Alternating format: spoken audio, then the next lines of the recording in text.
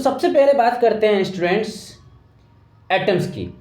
Atoms क्या होता है स्टूडेंट? तो आपको पता है स्टूडेंट कि दुनिया में हर चीज़ एटम की बनी होती है। जैसे कि ये मार्कर ले लो स्टूडेंट्स, ये बड़ा सा जो मार्कर आपको दिख रहा है ये छोटे छोटे पार्टिकल से बना होता है स्टूडेंट्स, और वो पार्टिकल का नाम क्या है स्टूडेंट्स? एटम्स बोलते हैं। उनको क्या बोलते हैं? एटम्स। कोई भी चीज़ ले लो आप, वाटर ले लो स्टूडेंट्स, चेयर ले लो, रॉक ले लो या गैस ले लो, किसी भी चीज़ को आप देखोगे दुनिया में स्टूडेंट्स, वे सब छोटे छोटे पार्टिकल से बने होते हैं जिनको हम एटम्स बोलते हैं स्टूडेंट्स। और ये छोटे छोटे पार्टिकल्स बहुत ज़्यादा छोटे होते हैं, इतने छोटे होते हैं कि आप नेक्ड आई से देख ही नहीं सकते हैं। जैसे कि मैं आपको बताना चाहूँ कि कितने छोटे होते हैं पार्टिकल्स, कितने छोटे होते हैं, तो आप ग्रेन ऑफ सैंड इमेजिन करो कितना छोटा होता है ये स्टूडेंट, ये कितना छोटा होता है। वो भी बहुत सारे, ये भी बहुत सारे एटम से बना होता है। अब ये ग्रेन ऑफ सैंड, अब कितने एटम से बना होगा ये ग्रेन ऑफ सैंड? तो स्टूडेंट्स एक ग्रेन ऑफ सैंड लगभग 5 × 10⁻19 एटम से बने होते हैं। एक ग्रेन ऑफ सैंड अप्रॉक्सीमेटली इतने एटम से बने होते हैं एक ग्रेन ऑफ सैंड, यानी एक छोटे से बालू इतने एटम से बने होते हैं स्टूडेंट, इतने एटम से बने होते हैं। सोच के देखो स्टूडेंट कितना बड़ा नंबर है ये। एक छोटा सा ग्रेन ऑफ सैंड भी इतने एटम्स से बना हुआ है, उसमें इतने एटम्स होंगे, इसमें स्टूडेंट्स इतने एटम्स होंगे। तब आप सोच ही सकते हो स्टूडेंट्स कि एटम कितने छोटे होते होंगे। This is very amazing. सोच के आप देखो पहाड़, ये जो पहाड़ होते हैं, इतने बड़े बड़े जो पहाड़ हैं वो भी छोटे छोटे एटम से बने होते हैं। एक ग्रेन ऑफ सैंड इतने एटम से बने हैं, तो इस पहाड़ में कितने एटम्स होंगे? राइट स्टूडेंट्स, सोच के देखो।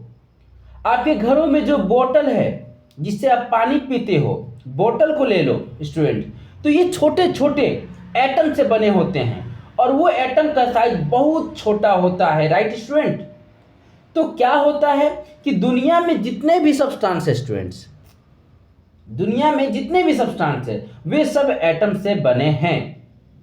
ठीक है स्टूडेंट, वो तो ठीक है। एटम्स को दो कैटेगरी में या दो ब्रैकेट्स में डिवाइड करके सोचा जा सकता है स्टूडेंट्स।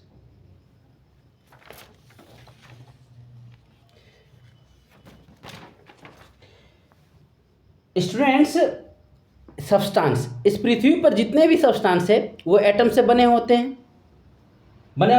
कोई भी सब्सटेंस जो होते हैं वो एटम से बने होते हैं। तो कोई भी सब्सटेंस या तो एलिमेंट्स के कैटेगरी में आएगा या तो कंपाउंड के कैटेगरी में आएगा।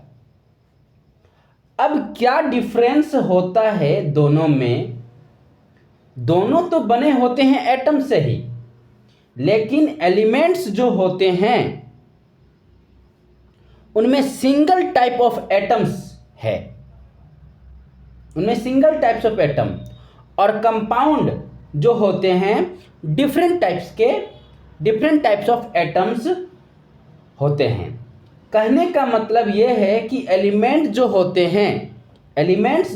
हैं उनमें सारे एटम एक ही टाइप के होते हैं और कंपाउंड में अलग अलग टाइप के एटम होते हैं। ठीक है स्टूडेंट्स, आपको डाउट आ रहा होगा यहाँ पर स्टूडेंट्स, पर आपको डरने की बात नहीं है। थोड़ा पेशेंस रखें, बिल्कुल अच्छे से आपको समझ में आ जाएगा। सबसे पहले फोकस करते हैं एलिमेंट पे। एलिमेंट पे कुछ एग्जाम्पल लेते हैं इसको समझने के लिए, एलिमेंट को समझने के लिए। इसमें आप देख सकते हो, इस फोटोग्राफ में देख सकते हैं स्टूडेंट्स कि ये आयरन के नेल हैं। यहाँ पर एल्युमिनियम का एग्जाम्पल है, एल्युमिनियम का फॉयल है जो किचन में यूज किया जाता है। कॉपर स्टूडेंट्स, कॉपर के वायर होते हैं, इलेक्ट्रिसिटी में यूज किया जाता है। ये दूसरा एलिमेंट है जिसके बारे में कम सुना है आप स्टूडेंट्स, दिस इज सल्फर। ये एक और एलिमेंट है, जनरली ये लिक्विड फॉर्म में होता है, इसका नाम है ब्रोमीन। एक और एलिमेंट है, ये जनरली गैसेस फॉर्म में होते हैं, इसका नाम है क्लोरीन। तो अब देखो स्टूडेंट्स, अगर ये मैं ये बोल रहा हूं कि आयरन जो है एलिमेंट है, तो इसका मतलब है कि ये आयरन की जो नेल है वो बहुत सारे एटम से बने होंगे।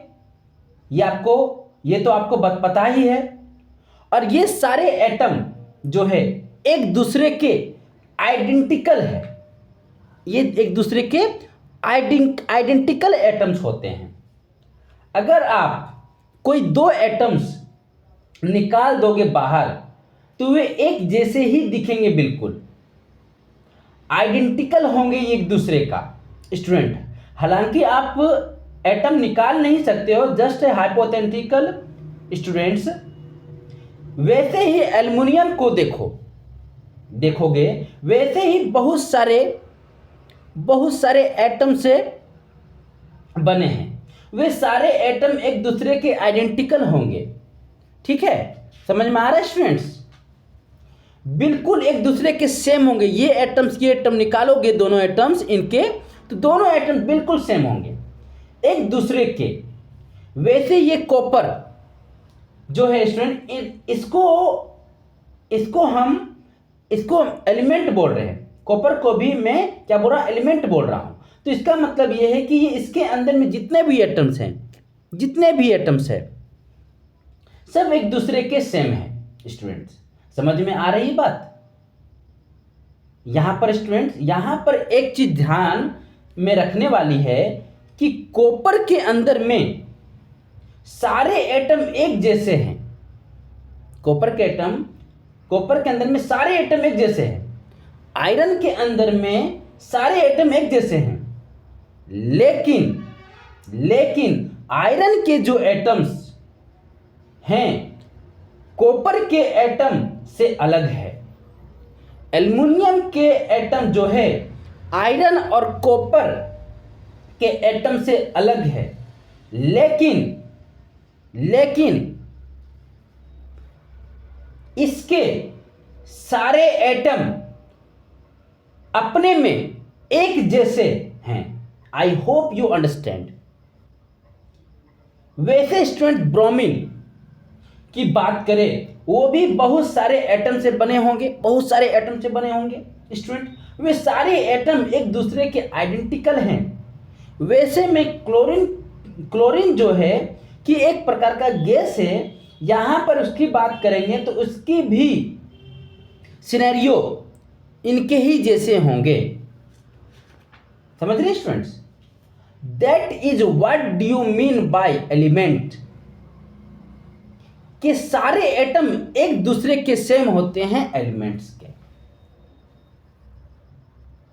अब इस टेबल को आप देखें स्टूडेंट्स, ऐसे टेबल आप पहले भी देखे होंगे। इसके बहुत सारे एलिमेंट, इसमें बहुत सारे एलिमेंट के नाम है और उसके सिंबल भी है। आपको ये सारे सिंबल आपको याद होनी चाहिए।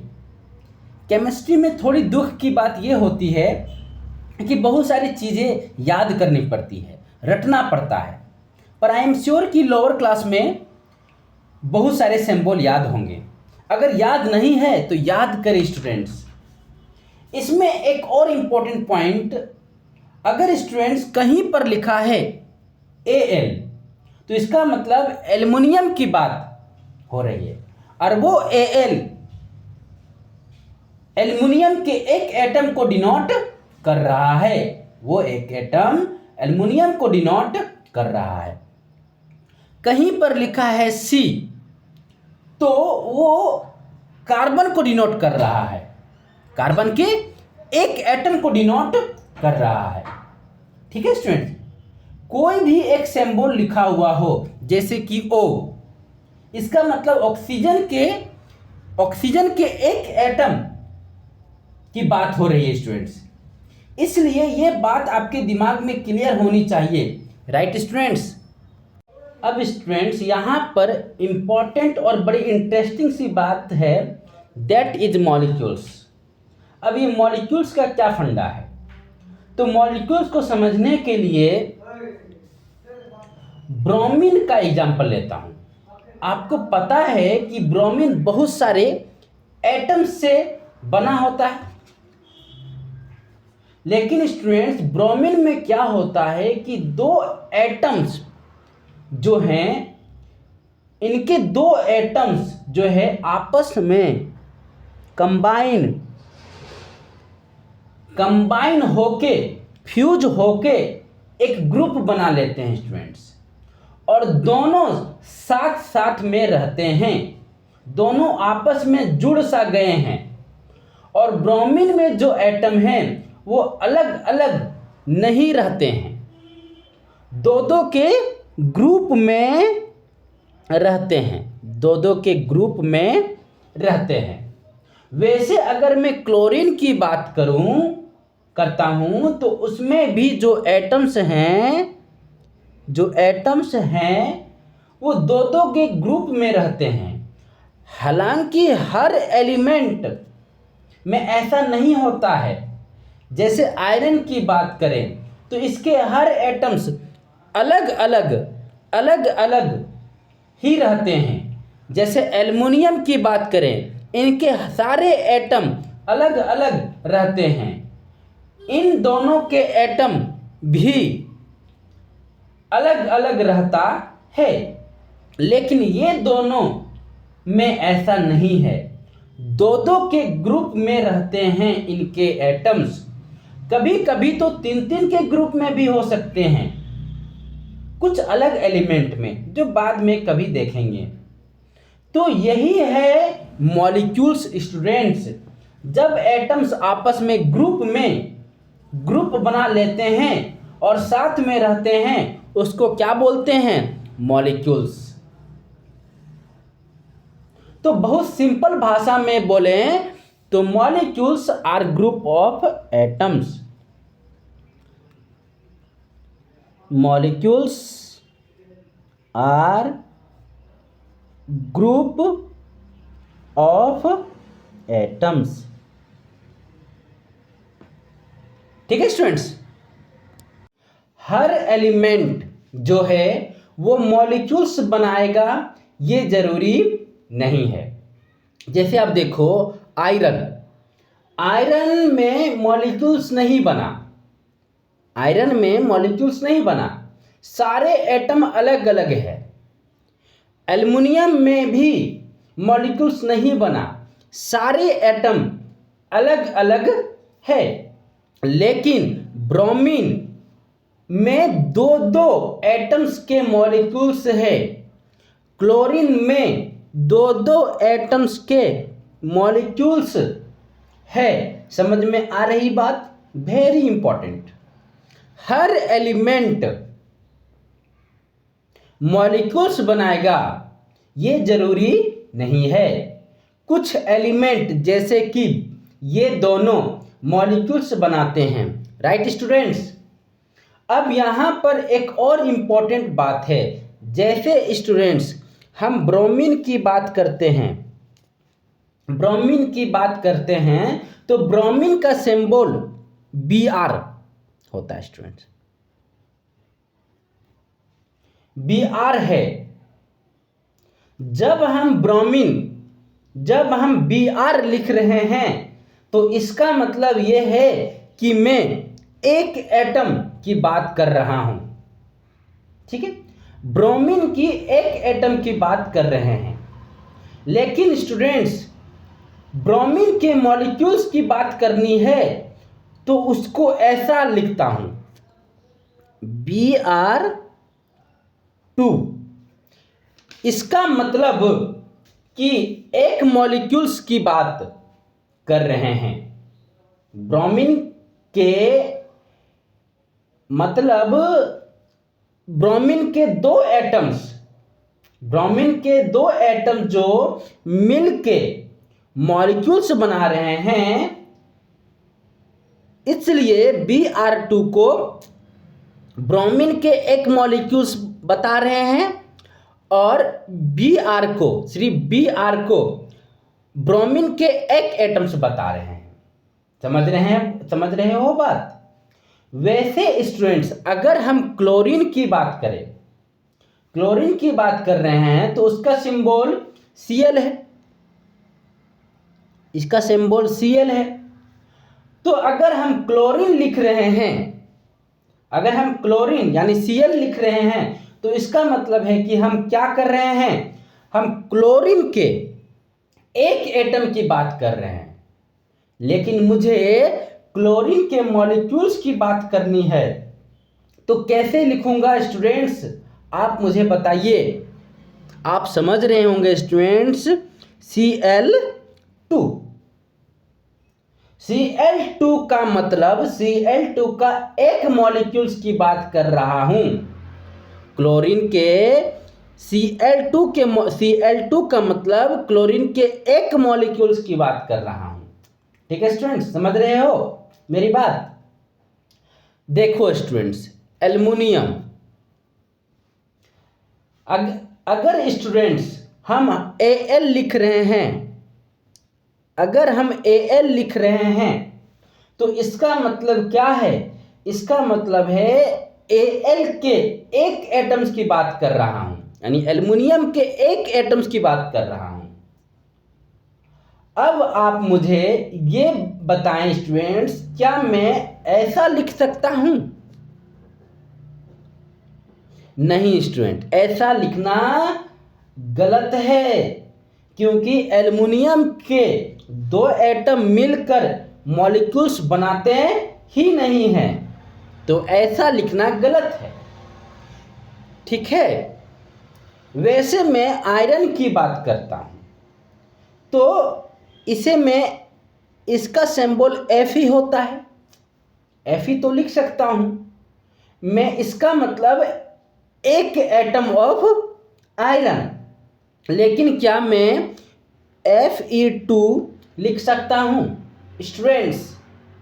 नहीं स्टूडेंट्स, Fe के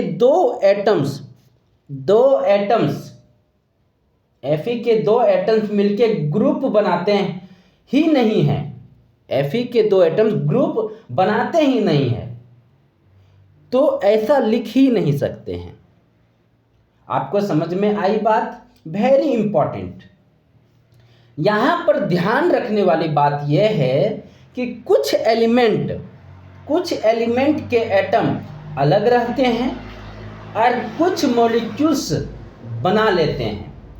जैसे हम और एग्जाम्पल देते हैं स्टूडेंट, समझिएगा।